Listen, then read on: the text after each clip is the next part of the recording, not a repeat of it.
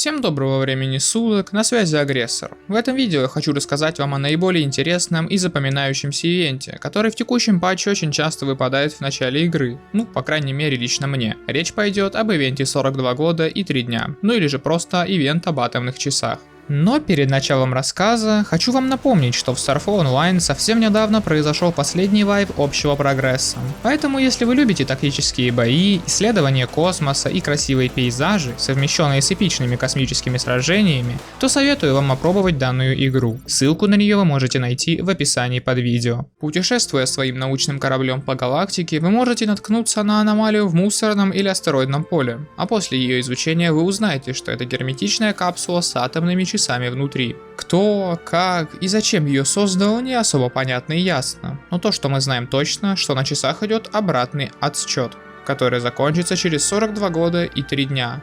Но тут же встает весьма логичный вопрос, а что будет ждать нас после истечения данного срока? У этого события имеются несколько исходов, со своими рандомными распределениями вероятности на появление, и каждый исход уникален. И начнем мы с самого интересного и полезного для нас. И да, если просто уничтожить часы сразу же после их нахождения, то всех следующих ивентов, которые я сейчас буду перечислять, их попросту не будет. По прошествию срока мы получаем сообщение, что отчет подошел к концу, и во время истечения последних секунд в космос было выброшено огромное количество самовоспроизводящихся нанитов, которые уже выбрали свою цель. Этой целью может быть непригодная к жизни планета, размером больше 8 клеток, а также на ней должны отсутствовать какие-либо аномалии. По прошествию 30 дней после прибытия, наниты превратят непригодную планету в идеальный мир, а также дадут этому миру бонус в виде дополнительных минеральных районов, а также в виде бафа на 15% к добыче этих минералов на планете. Но если же в событии, где произошел как раз таки сам выпуск нанитов, выбрать вариант открыть огонь по нанитам, то по прибытию машины превратят планету в мир нанитов, и эта планета даст вам всего лишь 4 очка инженерных исследований. И я думаю, что это весьма печальный исход. Следующий исход весьма скуден по объему информации, но весьма интересен с военной точки зрения. Спустя все те же 42 года и 3 дня атомные часы выпускают нанитов в космос, но уже в этот раз они превратятся в огромный боевой корабль класса крейсер. Сам по себе корабль невероятно силен. Одни его характеристики и установленные на нем технологии дают в сражении невероятное преимущество, а его вооружение – это вообще отдельная тема.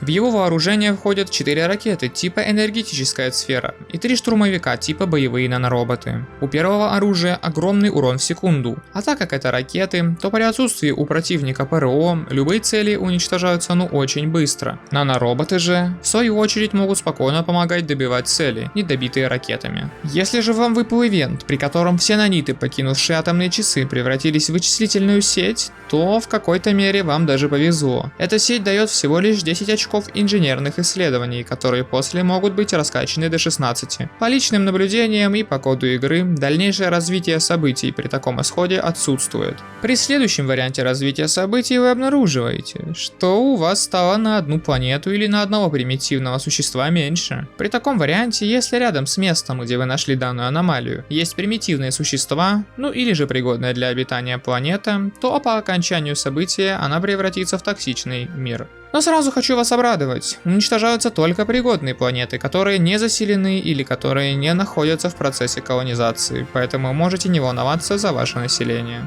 Ну и на этом мое небольшое повествование подходит к концу. Если было информативно, то можете поделиться этим видео с друзьями и прожать лайк, а также обратить внимание на описание к видео, там есть ссылки на мой Discord и Patreon. На этом все, спасибо за просмотр, прохладных дней и теплых ночей вам, и до скорых встреч.